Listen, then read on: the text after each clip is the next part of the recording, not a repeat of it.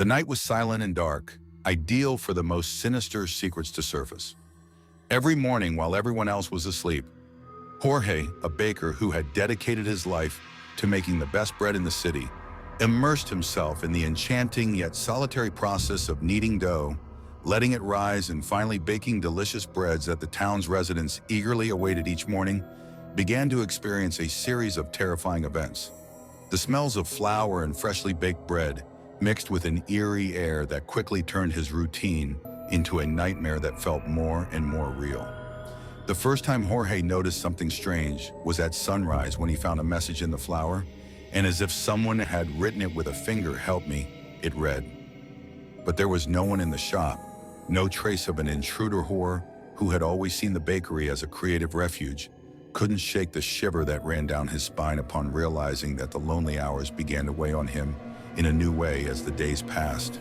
The message repeated itself, and anxiety settled in his mind. Each time he poured flour onto the table, he found another note, always pleading for help. Always more anguished, what had once been a place of peace was becoming a scene of dread, where the whispers of the flowers seemed to come alive, and the air resonated with cries that slipped like shadows from the corner of his vision. But that wasn't all. As the night grew darker, Poj began to hear cries coming from an old oven that had not been used for years. It was a wood-fired oven, one that had witnessed countless moments of joy and satisfaction when the bakery thrived with laughter and enticing aromas. However, now it seemed to be a refuge for fear. At first, he thought his mind was playing tricks on him due to the long hours of solitude, but the sound persisted, and it was not a simple whisper. It was a heart-wrenching cry that resonated in his chest, echoing with an intensity that made him doubt his sanity.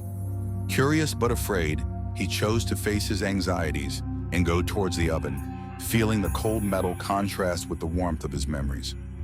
He wondered what might be waiting in the shadows of that abandoned location, and as he got closer, a chilly wind suddenly blew in, filling the air with the smell of freshly burned bread. He stood in front of the oven door, taking a deep breath before opening it, when a blast of cold air hit him hard, making him realize that he had gone too far. The tears grew louder, reverberating not only in his ears but also in his heart. Jorge flinched, but he was unable to take his eyes off the shadowy hole that was the source of those cries. With every minute that went by, what tale did that ancient oven seem to be telling? He struggled with curiosity and fear, which sent him into a hole he wasn't sure he could get out of. His heart racing, he made the decision that he had to find out the answers to the concerns that were bothering him. Still shaking from the echoes of their sounds, he went back to his work table and started looking for hints. The flour, which once appeared to be merely an ingredient, changed into a repository for lost communications. With this revelation, everything took on a chilling significance. It was as if she had discovered a way to communicate over the years, and now she was asking for his help. Days turned into weeks, and anxiety turned into obsession. He started to remember bits and pieces of stories he had heard from kids in the village about a baker who had tragically died there while attempting to save her child from a fire. It was said that her spirit still roamed the bakery, seeking to rescue those trapped in the same darkness she had fallen into. Every night when he returned to the bakery, the messages and the cries became more intense. They were like a desperate call that he could not ignore what would happen if he did nothing. Every time he sat down to key in the dough, the words "help me" echoed in his mind like a drum that would not stop, determined to help this trap. Jorge started to delve deeper into the history of the baker. He examined old records, spoke to the town's elders, and collected tales that were whispered in low tones.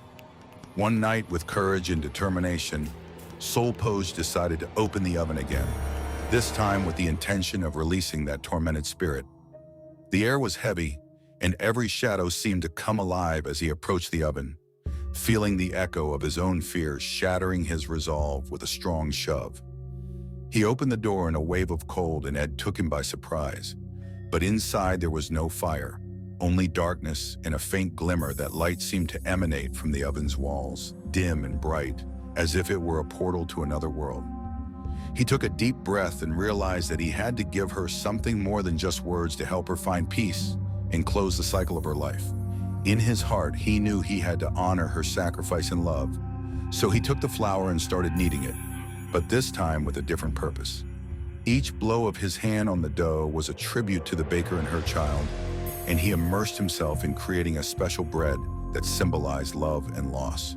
When he eventually made the bread, the overtones of her grief blended with each ingredient. The bakery's scent has changed from one of mourning to one of reconciliation and hope. When the door was opened, the light shone brightly, illuminating the shop's gloom.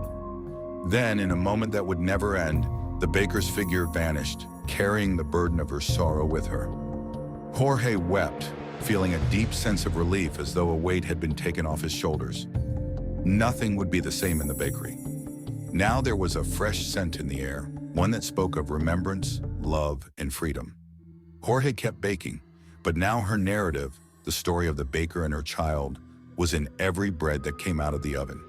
It became into a meeting spot where people came to hear the stories that now occupied every nook and cranny, in addition to purchasing bread. However, he recalled that encounter, the oven's blackness, and the cries he had been able to calm every night under the moon's gentle brightness. The next one. Ever ponder what secret might be hiding in an ancient mechanic's shop? Envision an area where the sounds of engines reverberate like hushed echoes from a bygone era.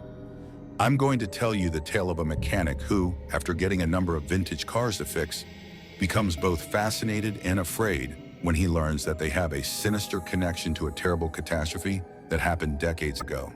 It is a story of obsession, love of cars, and the fear lurking in every nook and cranny of the workshop. I never thought my life would take such a disturbing turn when I first started working as a mechanic in a modest shop on the outskirts of town. It was a simple space with shabby walls and tools that looked like they had seen better days. Yet it had a certain allure. I saw right away that my customers were a little strange, especially the ones who brought in vintage cars. These cars approached me one by one as though they were in need of salvation, and I was more than happy to assist them with my hard work. But they had a peculiar quality, as though they were carrying a tale that was not mine and that I would never be able to fully comprehend. A stunning 1963 Chevrolet Corvette served as the inspiration for everything. According to its owner, an old man named Arthur, it had been in his family for many generations and had been a gift from his father, though the automobile was spotless. The sunlight bounced off its vivid emerald green color. A weird feeling started to seep in as I worked on it. Arthur only grinned and told me stories about his exploits in that automobile, but I could see little scars on the paint, like stains from an accident. He didn't disclose to me that this car had been a part of a deadly collision that killed multiple people and rocked the neighborhood. After completing the Corvette, what began as a harmless curiosity quickly turned into an OB possession. The store was overrun with identical vehicles, each with a past that appeared darker than the last. A 1969 Ford Mustang, a 1970 Plymouth Barracuda, and a 1971 Dodge Charger were all owned by different people. But like Arthur, they all seemed to avoid answering awkward questions about how their vehicles had survived that tragedy. So I chose to look into it myself, looking through old newspapers and microfiche for any hints that could explain the relationship between all these automobiles and the terrible accident that had occurred so many years ago. I spent hours at the local library. The terrible incident that had been buried in the town's memory is revealed in the pages. A group of young people had gone on a drive one stormy, dark night, laughing and having a good time, when something terrible happened. A terrible crash that hit like thunder, shattering not only the cars but also the lives of those within. My blood froze when I read the stories from those times. What did it mean that every vehicle I had fixed in the shop had somehow survived that catastrophe? What prevented their owners from discussing it? Were they scared? I became more and more uneasy with every automobile I worked on. The shop's once comfortable sounds became echoes of a tortured past as the night grew longer. I made the decision to confront Arthur one day. I questioned him about the collision and his vehicle. He gave me a startled look at first, his face as white as a painting, but then a shadow moved across his eyes. "It's a past we prefer to forget," he muttered. "That memory haunts me every day.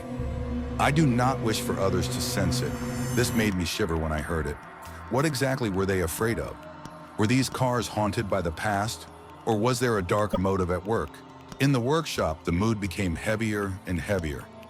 I was working on a 1971 Buick Riviera one night when the lights started to flicker. A shiver went down my spine, like though someone I couldn't see was observing everything I did. At that moment, I noticed something in the car's rearview mirror mirrored in the glass that left me speechless. I saw a fleeting glimpse of a woman's figure, her face contorted with agony and distress.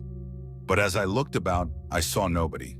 A wave of panic overcame me, and I became aware that I was caught in an unfathomable circle of fear. I made the decision to quit fixing these cars since it was healthier for my mental health. But everything changed when a 1972 Plymouth Fury arrived. Henry, the mysterious driver, urged that I fix it no matter how much it cost. His focused and unsettling glance suggested that he knew something that the others did not. I was reluctant to take the position, but my curiosity won out and I accepted. But the atmosphere became more oppressive as I worked on the car. The noises in the shop grew louder, and all of a sudden the evenings of laughter and motorcycle roaring started to reverberate in my head, relics of a past that deserved to be heard. When I finally finished the Plymouth, Henry came to pick it up with a smile that, despite being friendly, did little to ease my anxiety.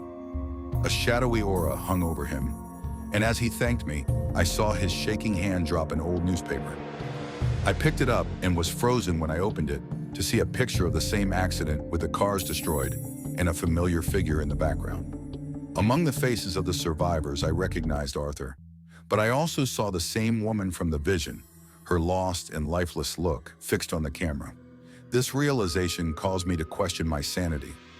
After a few days, I made the decision to speak with the other car owners. But an odd thing was occurring. They started to fade away one by one. Arthur stopped answering my calls. The Mustang never came back, and the owner of the Dodge Charger always gave me a familiar look, but never returned my hello. The paralysis took hold of me. The connection became more and more obvious. The stories that had once fascinated me now frightened me. These vehicles carried a tale of suffering and hopelessness. I was caught in their web as their mechanic, and the workshop turned into a jail where tortured spirits appeared to wish to connect. On one of those evenings, I made the decision to face my concerns while attempting to sleep in the shop. With my heart thumping like a drum, I reached for a flat torch and proceeded into the darkness. As I passed the Corvette, the headlights abruptly came on. As I carefully got closer, I noticed something inside the automobile that made my blood freeze.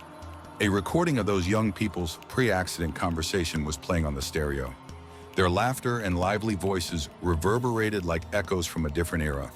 It was a revelation to me that those cars were more than just machines.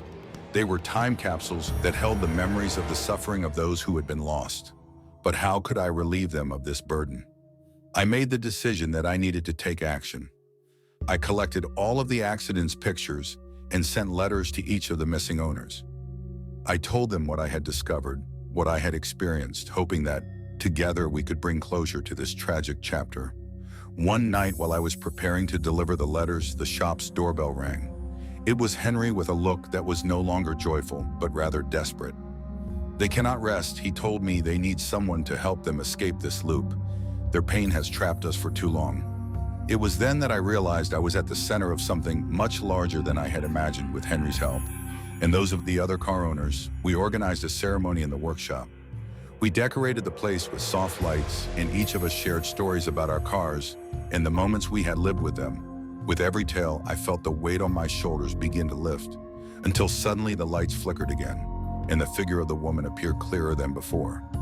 This time I felt no fear in her eyes, was a plea, a longing to be heard. With a trembling voice, I promised that we would never forget her story, that we would always be there to remember her and the others. And in a final flash, she vanished, leaving behind a profound calm. From that moment on, the workshop ceased to be a place of horror and transformed into a sanctuary of memories. Every car that arrived was now welcomed with love and respect, as if each one carried a mission to fulfill.